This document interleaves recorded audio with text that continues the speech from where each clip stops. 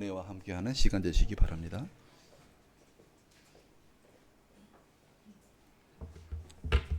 잠깐 기도하겠습니다. 참 좋으신 하나님 아버지, 또 우리의 발걸음을 주님 앞으로 인도해 주셔서 감사를 드립니다. 예배 시간이 하나님을 만나는 복된 시간이 되게 도와주시고 하나님의 음성을 듣는 시간이 될 수 있도록 인도해 주시기를 원합니다. 주께서 이 시간 선포되는 말씀을 통해서 우리에게 말씀해 주시고 우리에게 은혜를 부어 주시기를 원합니다. 그래서 우리의 신앙이 주의 말씀과 주의 은혜로 인해서 새로워지게 도와주시고 정말로 주님께 영광 돌리는 삶을 살아갈 수 있도록 인도하여 주시기를 간절히 원합니다. 이 시간 성령께서 친히 우리 가운데 역사하시고 우리를 인도하여 주시옵소서. 예수님의 이름으로 기도하옵나이다. 아멘. 바이두 AI 주소가 제공한 수치에 의하면 어떻게 번역할지 바이두로 번역할지 모르겠어요. 바이두 AI 주소가 제공한 수치에 의하면 2023년도 자살로 생을 마감한 중국인이 모두 26만 명이라고 합니다. 이게 1년 수치예요. 그런데 2024년에는 그 수치가 크게 상승을 해서 전 반년 수치가 반년 동안 자살한 수치가 얼마인가 하면 23만 명입니다. 아마 이 통계 수치는 2024년도 하반년에 통계한 수치 같습니다. 이는 2023년보다 76.9%나 증가한 수치로서 역사 기록을 세웠다고 합니다. 이 수치에 의하면 매일 평균 1260명의 사람들이 자살하는 것입니다. 중국 자살률은 세계 평균 자살률의 3.29배입니다. 중국인은 세계 인구의 5분의 1을 차지하지만 중국의 자살 인구는 전 세계 자살 인구의 근 3분의 1을 차지합니다. 어떤 사람은 실제 자살 인구는 통계 수치 한 3 내지 3배 내지 5배라고 하는 분들도 있습니다. 자살률이 높은 것도 우리를 놀라게 하는데 더 우리를 놀라게 하는 것은 15살부터 24살 사이의 청소년들이 총 자살 인구의 26.64%를 차지할 뿐만 아니라 이 수치는 증가 추세를 보이고 있다는 것입니다. 중국에는 죽는 것보다 구차하게 사는 것이 더 낫다는 말이 있지요. 好死不如赖活着 그런 말이 있습니다. 사람들은 다 살고자 하는 욕구가 있어요. 따라서 막다른 골목에 갇히지 않는 한 자살을 선택하지 않을 것입니다. 바이두 AI 주소에 의하면 중국 사람이 자살률이 상승하는 원인은 여러 가지가 있는데 그 중에 4가지 중요한 원인이 있다고 합니다. 첫째는 마음의 스트레스입니다. 치열한 경쟁 그리고 빠른 생활 절주 이런 것 때문에 마음의 스트레스를 받는 것이지요. 두 번째 원인은 사회적인 압박이라고 이야기합니다. 경기 불황으로 인한 취업 압력 그리고 집값 상승으로 인한 대출금 상환 압력 이런 것들이 사회적인 압력에 속한다고 할 수가 있겠습니다. 세 번째 원인은 가정 문제입니다. 가정 폭력 그리고 가족의 죽음, 혼인 문제가 여기에 속합니다. 네 번째 원인은 공부로 인한 압박입니다. 많은 청소년들이 공부의 압박이 너무 커서 견디지 못하는데 이것이 청소년 자살의 가장 중요한 원인이라고 합니다. 그런데 이것은 청소년들만의 문제가 아니지요. 석사학위를 하거나 박사학위를 하는 학생들을 보면요. 정말로 특히 졸업을 앞둔 학생들을 보면 사망의 음침한 골짜기를 지나고 있다. 그렇게 생각이 되는 학생들이 적지 않습니다. 자살하는 사람이 많다는 것은 세상 살이가 쉽지가 않다는 것을 말해줍니다. 너무나도 대도시에 사는 것이 힘들어서 북경이나 상해 이러한 대도시를 떠나서 지방도시로 돌아가는 젊은이들이 적지 않지요. 그리고 경제적인 문제로 결혼식을 미루거나 출산을 미루는 사람들도 증가하고 있다고 합니다. 그러면 우리 그리스도인들은 이러한 생활의 압력 그리고 삶 속에서 겪는 고난들을 어떤 시각으로 바라보아야 할까요? 그리고 어떻게 이러한 고난들을 직면해야 할까요? 이런 문제를 가지고 오늘 본문을 살펴보도록 하겠습니다. 오늘 본문은 이 세상의 삶을 두 마디 말로 표현을 하고 있습니다. 첫 번째가 고난이고 두 번째가 탄식이라는 말입니다. 우리 17절부터 18절을 한번 보시기 바랍니다. 제가 17절 읽고 18절 다 같이 읽도록 하겠습니다. 자녀이면 또한 상속자 곧 하나님의 상속자요 그리스도와 함께한 상속자니 우리가 그와 함께 영광을 받기 위하여 고난도 함께 받아야 할 것이니라. 생각건대 현재의 고난은 장차 우리에게 나타날 영광과 비교할 수 없도다. 17절은 우리가 그리스도와 함께 고난을 받아야 한다고 말하고 있고 18절은 우리 현재의 삶은 고난이라고 말하고 있습니다. 이것은 우리의 삶에 기쁨과 즐거움이 없다는 말이 아니죠. 우리는 기쁠 때가 있습니다. 하지만 그 기쁨 뒤에는 뭐가 있다는 것이에요? 고난이라는 어두운 색깔이 배경으로 있다는 것이지요. 17절, 18절은 우리 삶의 특징이 고난이라고 합니다. 그런데 22절, 23절을 보면 또 하나의 특징이 나오는데 바로 탄식입니다. 22절 제가 읽고 23절 다 같이 읽겠습니다. 피조물이 다 이제까지 함께 탄식하며 함께 고통을 겪고 있는 것을 우리가 아느니라.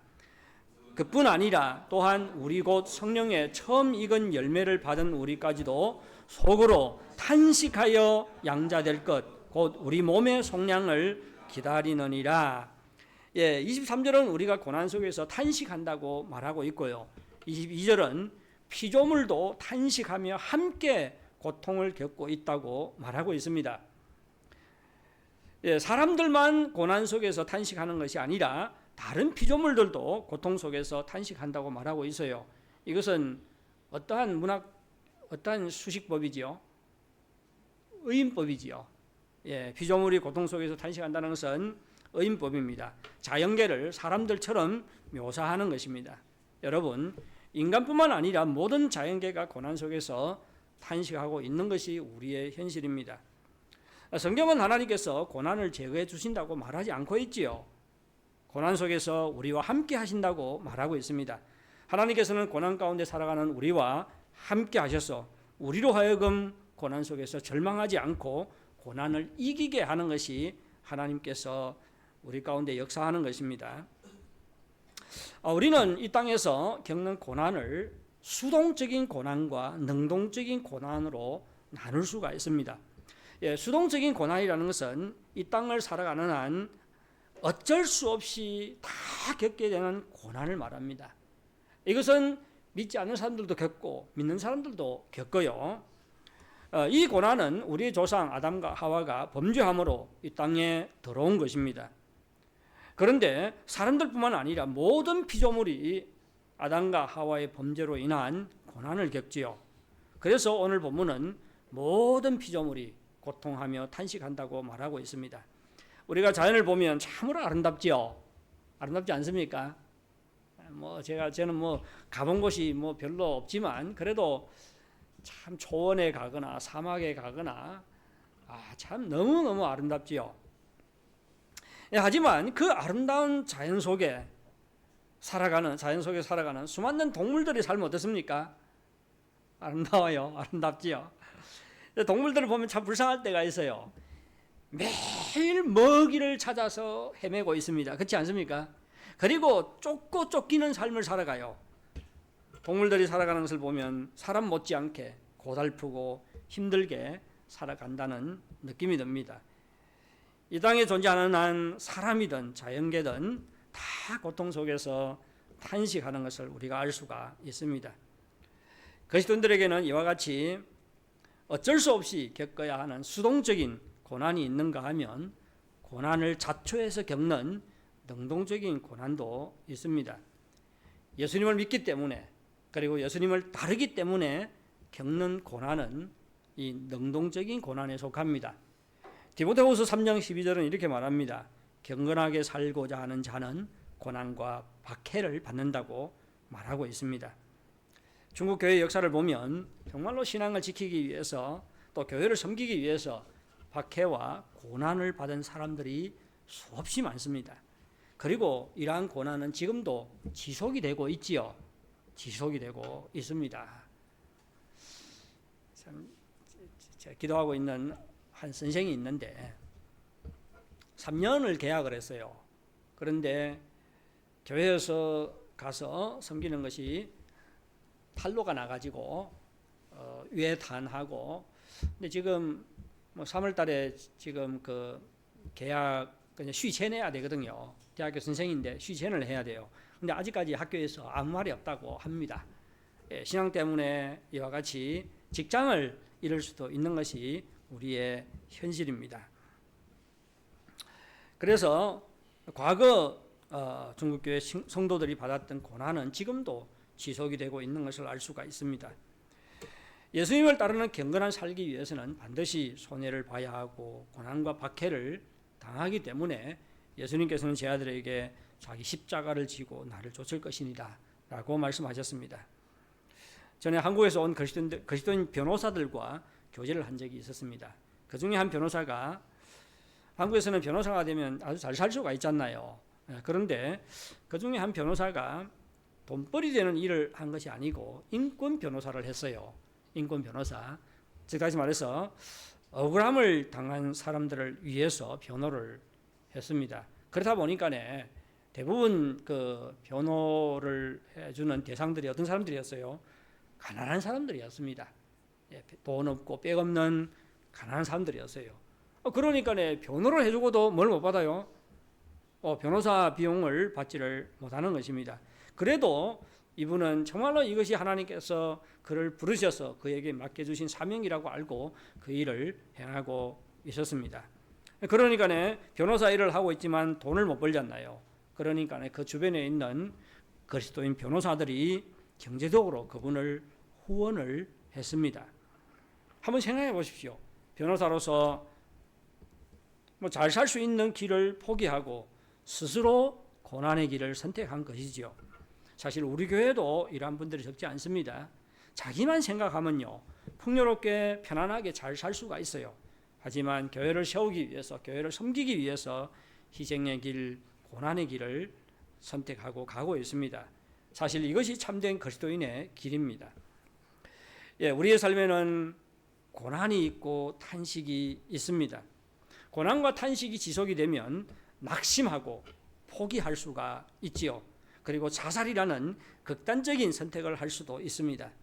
자살을 한 사람들 중에는 정신적인 질환을 앓고 있는 사람들이 있는가 하면 고난과 탄식이 가득한 상황을 견디지 못하고 살기를 포기하는 사람들도 있습니다. 우리 그리스도인들은 고난과 탄식이 가득한 이러한 현재의 형편과 상황 속에서 그러면 어떻게 살아야 할까요?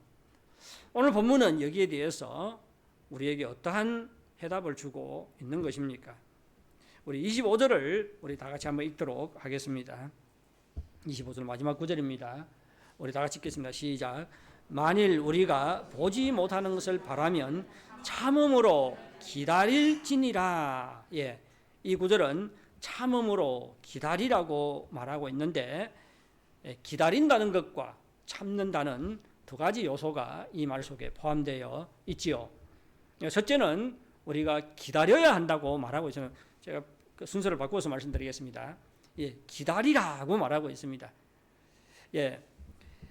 기다린다는 것은 뭐 기다릴 것이 있어야 기다리지 않나요? 그렇지 않습니까? 아직 오지 않았지만 오고 있는 것, 그걸 기다리고 있는 것이 아닙니까?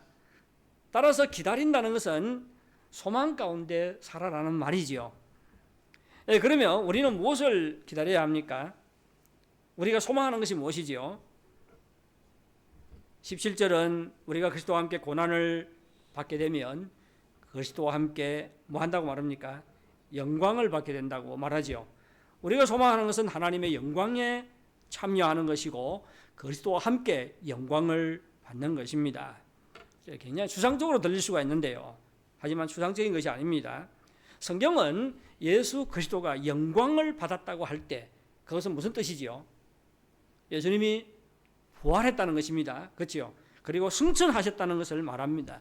예수님의 부활과 승천을 예수님께서 영광을 받았다는 말로 표현을 합니다. 즉 다시 말해서 하나님 아들의 영광을 회복한 것이지요. 예수님께서는 우리를 위해서 십자가에 못 박혀 죽으셨을 뿐만 아니라 부활하고 승천하셔서 하나님의 영광 가운데 들어가셨습니다. 따라서 우리가 그리스도와 함께 영광을 받는다는 것은 무엇을 말할까요? 우리의 몸이 부활하여 영광스러운 예수 그리스도의 영광스러운 몸과 같은 그런 몸으로 부활한다는 것이지요. 우리 현재의 몸은 비천한 몸이라고 말합니다. 하지만 예수님께서 다시 오실 때 우리는 부활해서 예수님과 같은 영광의 몸을 가지게 됩니다. 우리 로마서 8장 23절은 여기에 대해서 어떻게 말하고 있는지 한번 보도록 하겠습니다. 23절요. 그뿐 아니라 또한 우리 곧 성령의 처음 익은 열매를 받은 우리까지도 속으로 탄식하여 양자 될 것 곧 우리 몸의 속량을 기다리느니라. 이걸 참 좀 해석하기 어려운데요. 이런 구절을 읽을 때마다 좀 마음이 좀 찝찝합니다. 여기서 보세요. 성령의 처음 익은 열매를 우리가 받았다고 말할 때 이 성령의 처음 익은 열매가 무엇일까요? 성령의 열매 생각하면 뭐 생각이 납니까? 오직 성령의 열매는 사랑과 희락과 화평과 오래 참음과 자비와 양성과 뭐 그런 것도 생각하지 않습니까? 하지만 여기서 성령의 처음 익은 열매는 우리가 이미 받은 구원을 말합니다. 우리가 예수 믿을 때 우리가 성령을 받지요. 그래서 우리가 죄사함을 받고 거듭나고 하나님의 자녀가 되고 영생을 얻고 이 모든 것이 뭐예요? 성령의 처음 익은 열매입니다. 우리는 이미 성령의 처음 익은 열매를 받았어요. 그런데 우리는 또 뭘 기다립니까? 우리까지도 속으로 탄식하여 양자 될 것 곧 우리 몸의 구속을 기다리느니라. 양자 될 것을 기다린다고 말하고 있습니다. 우리는 이미 구원받았어요. 이미 하나님의 자녀가 되었지요. 그런데 왜 또 뭐 양자 될 것을, 하나님의 양자라는 말은 예수님과 이렇게 비교해서 하는 말입니다. 예수님이 하나님의 친아들이라면 우리는 원래는 하나님의 아들이 아니었는데 하나님께 어떻게 됐어요? 입양됐다는 말이지요. 하나님의 자녀가 됐다는 말입니다. 그래서 양자된 것은 하나님의 자녀된 것하고 같은 뜻으로 생각하면 되겠습니다. 우리는 이미 구원을 받았어요. 그런데 양자될 것, 우리 몸의 구속을 기다린다고 말하고 있습니다. 이미 구원을 받았지만 우리의 구원은 완성되지 않았다는 뜻이죠. 그러면 여기서 양자된다는 것은 바로 우리 몸의 속량을 말하는데, 우리 몸의 속량은 바로 우리의 낮은 몸이 영광의 몸으로 부활하고 변화되는 것을 말합니다. 그런데 그것을 왜 양자된다는 말로 표현하고 있지요? 우리는 예수님을 믿으면 이미 하나님의 양자가 되었잖아요. 하나님의 자녀가 되었잖아요. 여기서 양자된다는 말은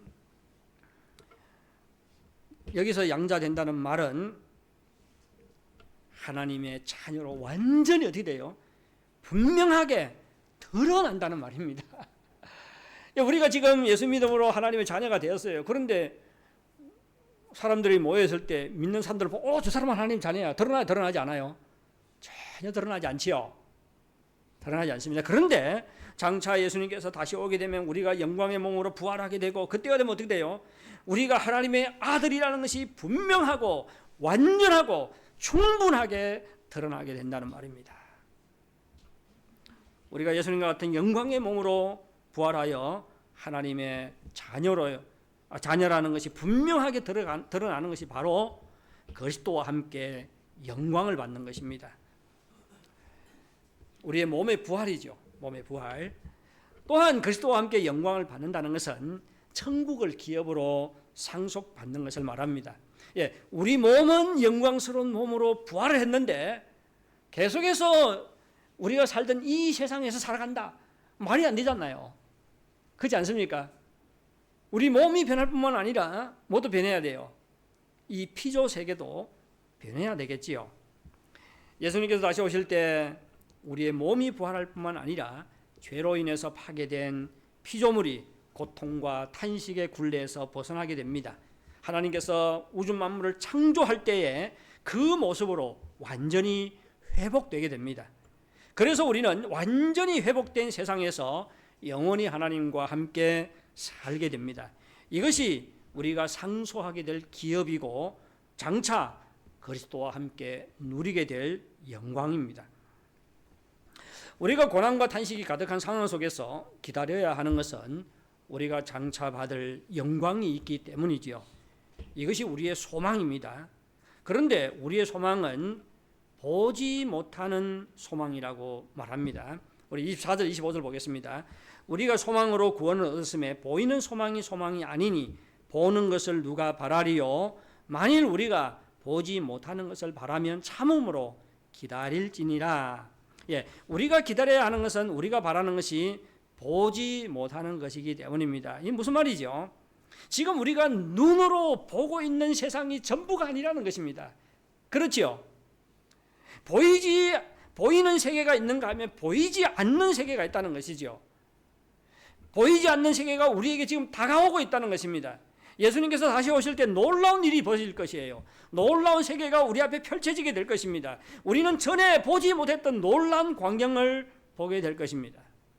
계시록 21장 3절 4절은 그때가 되면 하나님이 우리와 함께 할 것이라고 말합니다. 그리고 다시는 사망이 없고 애통하는 것이나 곡하는 것이나 아픈 것이 없다고 말합니다. 이것이 우리가 장차 상소하게 될 천국의 기업입니다. 우리가 고난과 탄식 속에서 기다려야 하는 것은 우리에게 이와 같이 영광스럽고 놀라운 소망이 있기 때문입니다. 보는 것만 바라보지 마시기 바랍니다. 보는 것만, 눈에 보이는 것만 소망하지 마시기 바랍니다. 보이는 것은 참된 소망이 아니라고 말하지요. 보이는 것은 이미 현실이 된 것이지요. 하나님께서 우리에게 예비하신 천국의 기업은 아직까지 우리 눈에 보이지 않는 것입니다. 눈에 보이는 것이 전부라고 살지 마시고 눈에 보이지 않는 영광스러운 소망 가운데 살아가는 여러분들이 되시기를 바랍니다. 그러면 우리가 기다려야 하는데, 그러면 기다린다는 것은 어떻게 기다리는 것을 말할까요? 만일 우리 눈에 보이는 것이 전부라고 생각하고 살아가는 사람은 기다리지 않지요. 어떻게 하면 이 땅에서 편하게 성공하고 잘 살까? 이 땅의 삶만 생각하지 장차 주님 만나는 일이야 그때 가서 보고 별로 생각을 하지 않습니다. 그것은 기다리는 삶이 아니지요. 따라서 기다린다는 것은 이 땅이 전부면서 살아가는 것이 아니라 소망 가운데 살아가는 것을 말합니다. 그런데 여기서 기다린다는 것은 아무것도 하지 않고 소극적으로 기다리는 것이 아닙니다. 열심히 기다린다는 것을 말합니다. 바울은 19절에서 우리에게 피조물이 고대하는 바는 이렇게 말하고 있습니다. 고대한다는 것은 무슨 뜻입니까? 기다린다는 뜻이죠. 근데 어떻게 기다려요? 고대한다. 그 일이 빨리 이루어지기를 기다린다는 뜻이지요. 간절히 기다린다는 뜻이요. 열심히 기다린다는 뜻입니다. 만일 피조물이 고대한다면 분명히 하나님의 아들들인 우리는 어떻게 해야 될까요? 더욱 간절히, 더욱 열심히 기다려야 하는 것이 마땅합니다. 그런데 로마서 5장 2절은 우리가 하나님의 영광을 바라고 즐거워한다고 말하고 있습니다. 따라서 이는 우리가 단순히 기다리는 것이 아니라 우리의 기다림에는 뭐가 있다고 말합니까? 즐거움이 있다는 것을 말하지요. 현실은 고난이에요. 탄식이 있어요. 하지만 하나님께서 우리를 위해서 예비하신 그 영광의 소망은 우리에게 즐거움을 가져다 줍니다. 그래서 우리의 기다림에는 즐거움의 요소가 있습니다. 우리는 간절히 열심히 기다릴 뿐만 아니라 즐거움 가운데 기다려야 합니다. 여러분, 눈에 보이는 현재의 고난과 탄식이 전부가 아닌 것을 기억하시기 바랍니다. 하나님께서 우리를 위해서 눈에 보이지 않는 놀라운 영광을 예비해 놓으셨음을 믿으시기 바랍니다. 그리고 이 영광의 날을 열심히 간절히 기다리시고 즐거운 가운데 기다리시는 여러분들이 되시기를 바랍니다. 둘째로 우리는 참아야 하지요. 당연히 참음 가운데 기다려야 됩니다. 근데 참아야 합니다. 근데 여기서 참는다는 것은 지치지 않고 포기하지 않고 끝까지 견지하는 것을 말합니다. 근데 여기서 참는다는 것은 단순히 우리의 행동만이 아니지요. 우리의 행동만 말하는 것이 아니라 우리의 아주 중요한 덕목입니다. 성령의 9가지 열매 중에 오래 참음이지 않습니까? 그렇죠. 오래 참음은 우리의 행동일 뿐만 아니라 또한 우리의 성품이기도 합니다. 그러면 우리가 고난과 탄식으로 가득한 상황 속에서 참아야 하는 이유는 무엇입니까?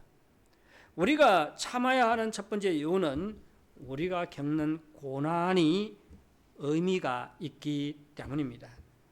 하나님께서는 우리가 겪는 고난을 통해서 우리의 신앙과 성품을 다듬어 가십니다. 그런 다음에 그 신앙과 성품에 걸맞는 상과 영광을 받도록 하십니다. 로마서 5장 3절 4절은 이렇게 말합니다. 다만 이뿐 아니라 우리가 환난 중에도 즐거워하나니 이는 환난은 인내는 무엇을? 연단은 소망을 이루는 줄 알미니라. 참 이게 지금 이 순환을 하고 있는데요. 우리가 환난 중에 즐거워하나니 이는 환난은 인내는 연단은 소망을 이루는 줄 알미니라. 앞에서 소망을 이야기했어요. 바라고 즐거워하느니라 이렇게 말한 다음에 이것을 말하거든요. 우리가 환난을 당할 때 포기하지 않고 견지하다 보면 인내라는 성품이 만들어집니다. 그리고 인내하는 과정에 인내는 연단은 무엇을 말하지요? 신앙이 연단을 받아서 더욱 성숙한 신앙인으로 세워지게 되는 것을 연단이라고 말합니다. 그러면 인내는 신앙이 성숙이죠. 그리고 연단은 소망을 이룬다고 말하고 있는데 보세요. 우리가 그 환난 가운데서 막 인내하다 보면 우리의 신앙이 성숙하게 되고 그리고 우리가 성숙한 신앙인으로 세워지게 되면 어떻습니까? 우리에게 더 큰 소망이 주어지게 된다는 것입니다. 왜 그래요? 우리가 환난 중에서 연단을 받아서 더욱 성숙한 신앙이 되면 하나님께서 우리에게 그 신앙에 걸맞는 뭘 줘요? 상과 영광을 주기 때문입니다. 그래서 연단은 소망을 이룬다 이렇게 말하고 있는 것입니다. 어떤 청교도가 이런 말을 남겼습니다. 소망은 인내의 어머니이기도 하고 딸이기도 하다. 소망은 인내의 어머니다. 왜 그렇습니까? 소망이 우리를 인내하게 하기 때문입니다. 만일 우리가 소망을 가지지 않는다면 참을 수가 없지요. 하지만 소망이 있으면 참습니다. 그렇지 않아요? 좋은 대학 우리 생활을 봐도 알 수 있어요. 내가 열심히 공부하면 좋은 대학 갈 수 있다는 그런 희망이 있으면 어떻습니까? 견지하지요. 근데 아무리 나는 공부해도 대학 갈 수 없어 그러면 어떻게 합니까? 포기하지 않습니까? 근데 희망이 보이면 어떻습니까? 그 어려운 기간을 인내하면서 견지합니다. 그래서 소망은 인내를 낳기 때문에 소망은 인내의 어머니다 그렇게 말하고 있는 것입니다. 그런데 또 소망은 또한 인내의 딸이라고 말하고 있습니다. 우리가 앞에 살펴봤다시피 인내는 연단을 넣지요. 우리의 신앙이 성숙합니다. 신앙이 성숙하게 되면 하나님께서 칭찬과 영광과 존귀 이러한 메달을 우리에게 주신다고 했습니다. 과거에 제가 말씀드렸는데 상을 주십니다. 즉 다시 말해서 그 연단은 더욱 큰 소망을 낳게 되지요. 그래서 인내는 연단은 더욱 큰 소망을 낳기 때문에 그 소망은 인내의 딸이다 이렇게 말하는 것입니다. 로마서 8장 17절은 우리가 그와 함께 영광을 받기 위해서 고난도 함께 받아야 할 것이니라 라고 말하고 있어요. 우리는 이 구절에서 고난이 끝이 아니라는 것과 고난의 끝이 또 영광이라는 것을 알 수가 있습니다. 우리가 고난 가운데 참고 인내하고 기꺼이 예수 그리스도와 함께 고난을 받게 되면 그리스도와 함께 영광을 받게 됩니다. 고난의 끝은 하나님의 영광입니다. 하나님께서는 고난을 통해서 우리로 하여금 영광으로 들어가게 하십니다. 여러분, 우리가 고난을 당할 때 하나님께서 우리가 당하는 고난을 통해서 우리를 연단하셔서 우리를 더욱 성숙한 신앙으로 만들어 가심을 기억하시기 바랍니다. 그리고 하나님께서 우리로 하여금 고난을 통해 영광으로 들어가게 하실 것을 믿으시기 바랍니다. 그래서 고난의 터널을 통과할 때 즐거워하고 끝까지 참으시기 바랍니다. 우리가 고난 가운데 참아야 하는 또 하나의 이유는 영광이 고난보다 훨씬 크기 때문입니다. 로마서 8장 18절 이렇게 말하고 있어요. 생각하건대 현재의 고난은 장차 우리에게 나타날 영광과 비교할 수 없도다 이렇게 말하고 있습니다. 생각하건대, 여기서 생각한다고 말하는 것은 내가 추측하건대 그런 뜻이 아니에요. 이것은 바울의 주관적인 생각이란 말이 아니라 바울의 확신을 말하고 있는 것입니다. 그 헬라어를 보면, 제가 헬라어를 잘 못해요. 한번 찾아봤어요. 헬라어를 보면 로기조마이라는 말인데, 이 로기조마이는 생각한다는 뜻도 있고, 그리고 인정한다, 认为, 我认为 그런 뜻이 있습니다. 我认为는 무슨 말이에요? 그래서 생각한다는 말, 추측한다는 말이 아니에요. 我认为는 내가 믿는다는 말입니다. 내가 확신한다는 말이에요. 따라서 이것은 바울의 주관적인 생각이 아닙니다. 바울이 확신을 가지고 말하고 있는 것입니다. 바울이 확신하고 있는 것은 고난이 우리에게 나타날 영광과 비교할 수 없다는 것입니다. 비록 우리가 고난을 당할 때 고통스럽고 탄식하고 절망하지만 우리가 받을 영광에 비하면 우리가 지금 겪는 고난을 고난이라고 말할 수도 없고 어떻게 할 수 있다는 것이에요? 참 쉽지는 않지만 무시할 수 있다는 것이죠. 외부주đạo, 너무나 보잘것없는 것이라는 말입니다. 제가 박사 졸업을 앞둔 학생들에 대해서 이야기했는데 참 많은 고생을 해요. 근데 졸업 논문이 통과되고 졸업 후에 좋은 직장을 가지게 되면 어떻습니까? 박사 논문을 쓰면서 했던 고생들 너무나 억울하다. 뭐 그렇게 생각합니까? 졸업하고 나면 어떻습니까? 그것이 아름다운 추억거리로 남지요. 그것을 고생으로 생각하지 않습니다. 고생한 것들이 다 보람이 있다고 생각을 합니다. 마찬가지예요. 우리가 장차 받을 영광에 비하면 우리가 현재 겪는 고난은 아무것도 아닙니다. 우리가 받을 영광이 너무 놀랍고 황홀하고 눈부신 것이기 때문입니다. 하나님께서는 장차 우리에게 분해 넘치는 영광을 주십니다. 우리가 그리스도와 함께 영광을 받는다는 것은 예수 그리스도가 받은 영광에 버금가는 영광을 받는다는 것입니다. 그야말로 분해 넘치는 영광이 아닐 수가 없습니다. 여러분, 우리가 장차 받을 영광이 얼마나 크고 놀라운가를 알고 고난 속에서도 참고 인내하는 여러분들이 되시기를 바랍니다. 사랑하는 성도 여러분, 우리의 현실은 고난과 탄식으로 가득합니다. 하지만 우리에게는 하나님께서 예비하신 영광스러운 소망이 있습니다. 보이는 세계가 전부가 아니라 보이지 않는 영광이 우리를 기다리고 있다는 것을 믿으시기 바랍니다. 하나님께서 예비하신 영광스러운 소망 때문에 참고 기다림으로 고난의 길을 걸어갈 수 있기를 바랍니다. 우리 찬송가 복음성가네요. 내일 일은 난 몰라요. 이 찬양을 우리 다 같이 부르도록 하겠습니다. 내일 일은 난 몰라요. 왜 그렇습니까? 어떠한 고난에 직면할지 모르기 때문입니다. 내일 일은 모릅니다. 하지만 우리가 아는 것이 있지요. 우리가 어떠한 고난에 부딪히더라도 하나님께서 우리와 함께 한다는 것을 우리는 압니다. 그리고 그 고난 여정의 끝은 하나님의 영광이라는 것을 우리가 압니다. 우리 다 같이 이 찬양을 부르도록 하겠습니다.